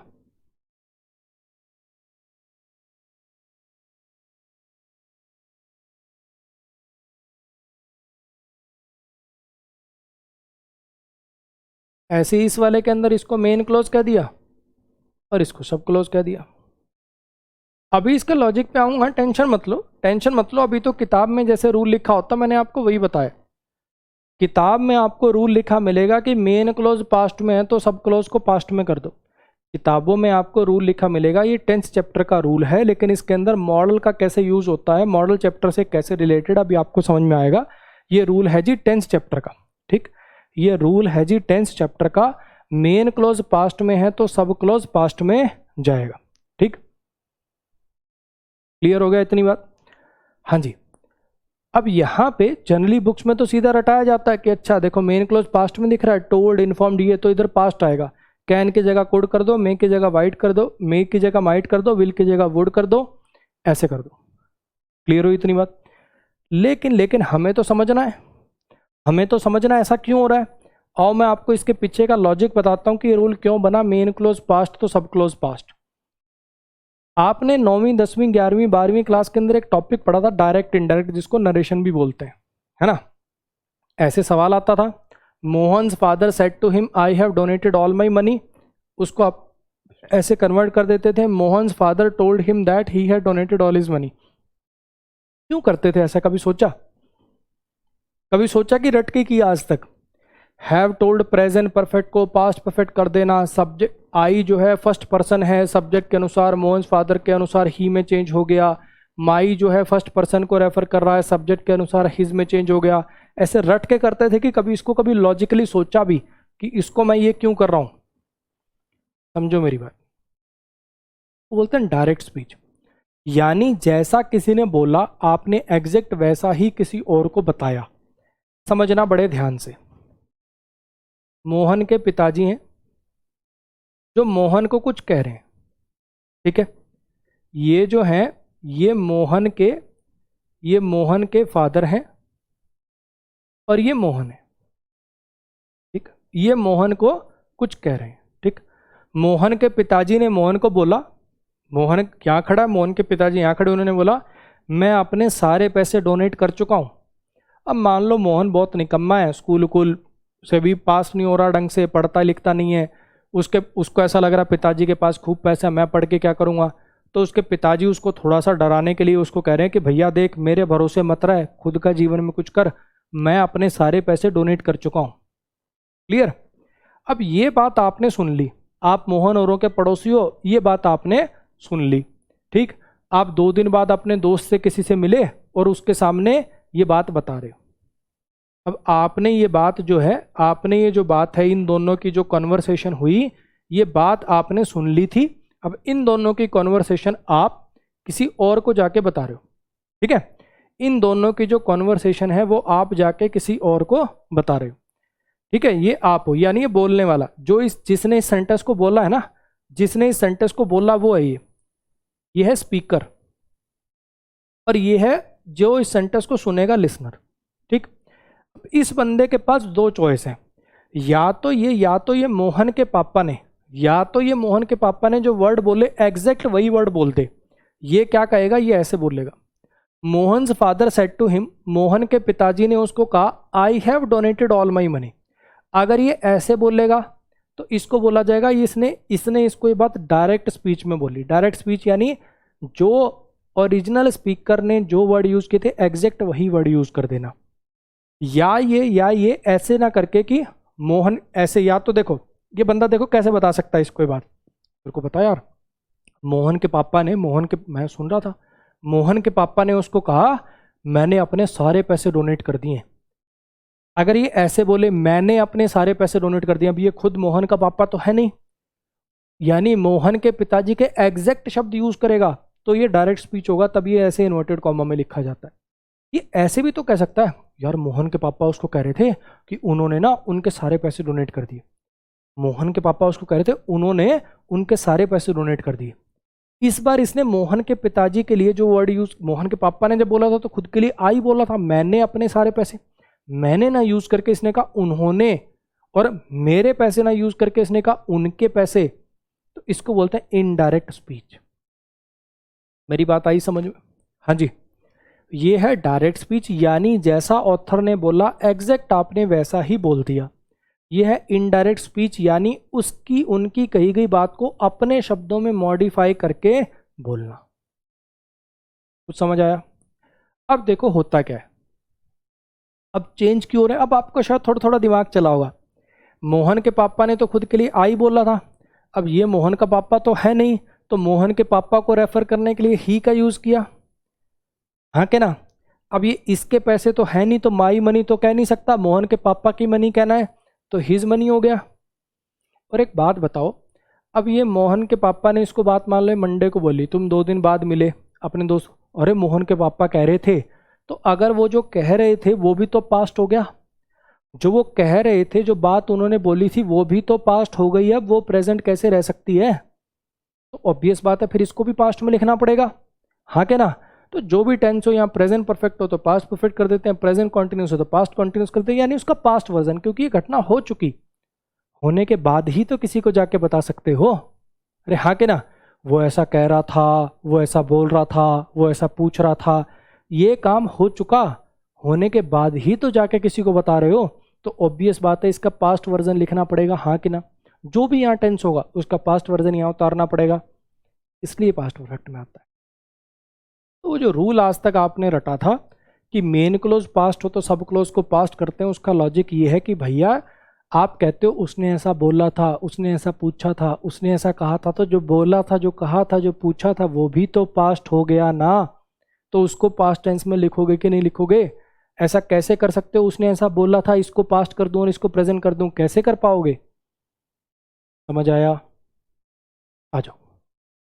तो अब इसका जो एग्जीक्यूशन है वो ऐसा है कि ही टोल्ड मी, उसने मुझे बताया था, अब आगे देखो। अब आपको पता है कि मॉडल के बाद तो वर्ब की बेस फॉर्म आती है, मॉडल के बाद तो हमेशा वर्ब की बेस फॉर्म आती है, तो ये बेस फॉर्म कह रही मुझसे तो मी छोड़ दो, मैं तो मॉडल के बाद आई हूँ, मैं कोई V2 V2 में नहीं हो सकती कि मेरे से तुम पास्ट दिखा लोगे। मेन क्लोज पास्ट में है, उसने ऐसा कहा था, तो जो कहा था वो भी तो पास्ट हो गया, लेकिन दिक्कत ये कि मेन वर्ब तो मॉडल के बाद आ रही है, और मॉडल के बाद कभी V2 V3 ING कुछ नहीं आता, तो इससे तो कोई उम्मीद कर नहीं सकते। तो पास्ट दिखाने की जिम्मेदारी किसके कंधों पर आएगी? कैन की जगह कुड लिख के हम ये बताएंगे कि ये पास्ट में चला गया। सेम ऐसे ही उसने मुझे इन्फॉर्म किया था कि वो ऐसा करेगा। अब यहाँ पे फिर वही बात, ये बात पास्ट में तो जो बोला था वो भी तो पास्ट हो गया। अब दिक्कत ये जॉइन ने तो हाथ खड़े कर दिए, मैं तो मॉडल के बाद आई हूँ, मैं जॉइंड में नहीं जाना, इससे तो कोई उम्मीद अब है नहीं, तो फिर कौन करेगा हमारी ये उम्मीदें पूरी? इसको माइट करके हम पास्ट करेंगे। ऐसे ही सेम लॉजिक से उसने हमें बताया था, जो बताया था वो भी तो पास्ट हो गया, इससे तो कोई उम्मीद है नहीं, तो इसको वुड करके हम पास्ट करेंगे। क्लियर हो गया? हाँ जी। अब 2-3 छोटी छोटी बातें और, एक तो छोटी सी बात ये कि एक चीज ध्यान रखना, कुछ बच्चे ना ऐसा एक बार पढ़ दिया ना कि कुड पास्ट के लिए यूज होता है, तो कुड देखते ही हमेशा सोचेंगे पास्ट है। अगर कोई बंदा सेंटेंस बोले कुड यू हेल्प मी, क्या आप मेरी मदद कर सकते हैं, पास्ट हो गया। तो ध्यान रखना, ये कैन के पास्ट का काम करना ये कुड का एक काम है, लेकिन इकलौता काम नहीं है। कुड और भी चीज़ों के लिए यूज़ होता है, कुड और भी चीज़ों के लिए यूज़ होता है। तो कुड पे हमेशा ऐसे ठप्पा मत लगा देना, हमेशा पास्ट ही है। माइट पे हमेशा ठप्पा मत लगा देना, पास्ट ही है। वुड पे हमेशा ठप्पा मत लगा देना कि पास्ट ही है। मेरी बात आई समझ में जो मैं बोल रहा हूँ? जरूरी नहीं कि हमेशा पास्ट हो। इसको पास्ट कब मानना है?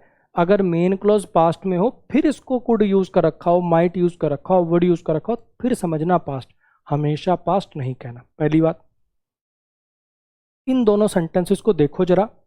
इसका फंडा मैं आपको बताता हूं कि ये जो वर्ड है शैल, इसके दो पास्ट फॉर्म हो सकते हैं। शैल का पास्ट फॉर्म शुड भी हो सकता है और शैल का पास्ट फॉर्म वुड भी हो सकता है। तो शुड वाला कब यूज करेंगे, वुड वाला कब यूज करेंगे? अगर आपको लगे कि शैल का यूज हमने फ्यूचर को दिखाने के लिए कर रखा था, उल्टा लिख दिया मैंने। अगर आपको लगे कि शैल का यूज हमने फ्यूचर को दिखाने के लिए कर रखा था तो वुड यूज करेंगे। अगर आपको लगे कि शैल का यूज फ्यूचर को रिप्रेजेंट करने के लिए किया जा रहा था तो वुड यूज करेंगे। अगर आपको लगे कि शैल का यूज परमिशन या सजेशन के लिए, अगर आपको लगे शैल का यूज परमिशन के लिए या सजेशन के लिए, अगर आपको ऐसा लगे कि शैल का यूज परमिशन या सजेशन के लिए है, तब शुड यूज करेंगे।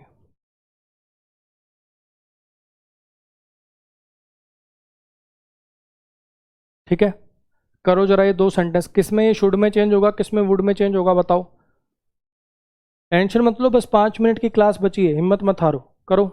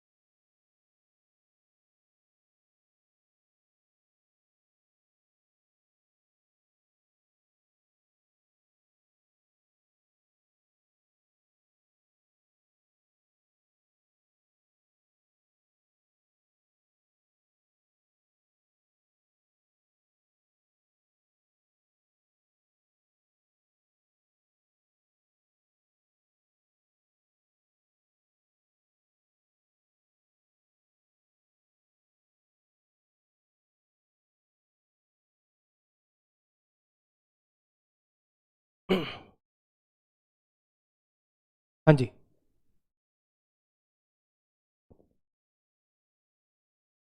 करें शुरू। उसने मुझे कहा था कि वो अमन का बैच ज्वाइन करेगा। उसने मुझसे पूछा था क्या उसे अमन का बैच ज्वाइन करना चाहिए। तो यहाँ ये शैल फ्यूचर को दिखा रहा है, यहाँ ये शैल परमिशन या सजेशन को दिखा रहा है। तो इस केस में तो ये वुड में चेंज होगा।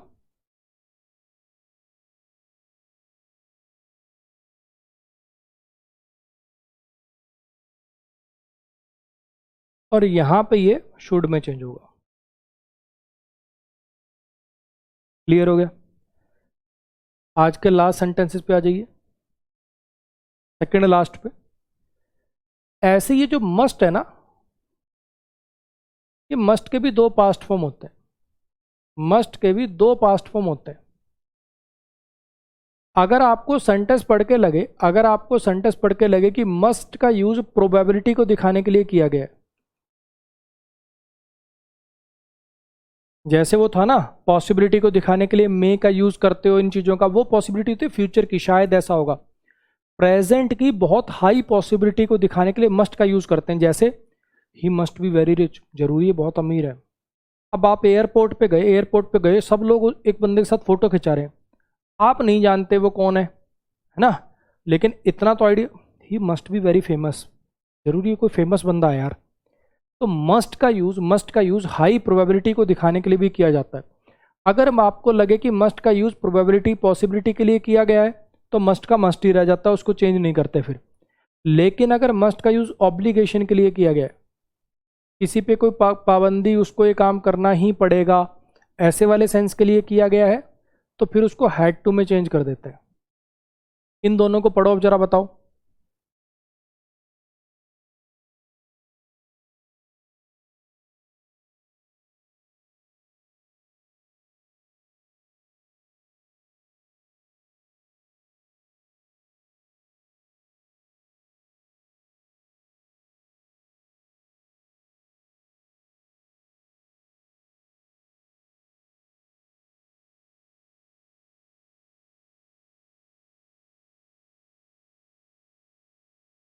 हाँ जी,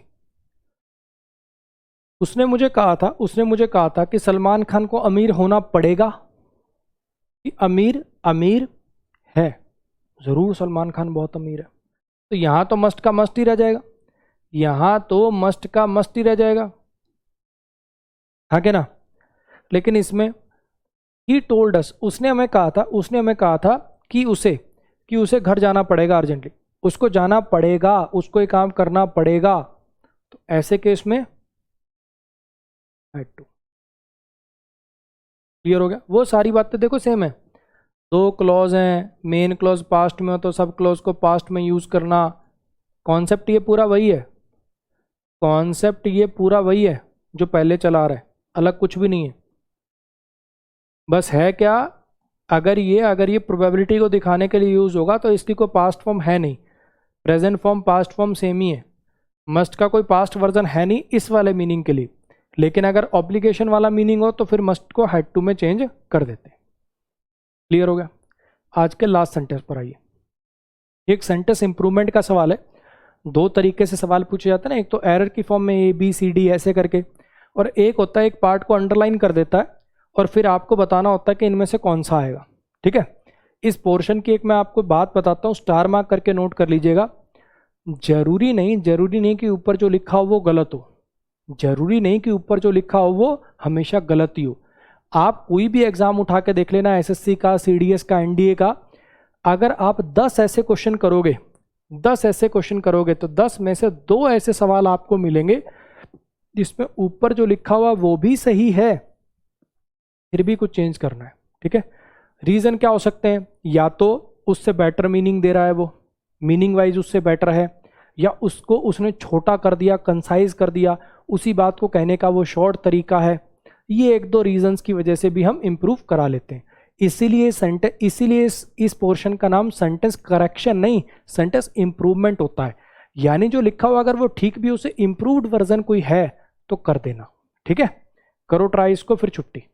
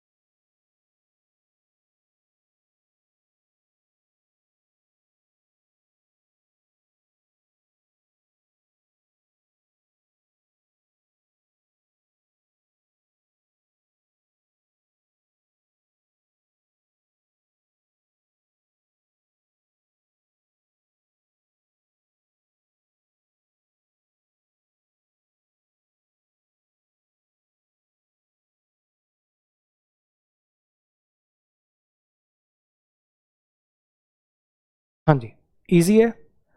although he worked hard he did not qualify the exam.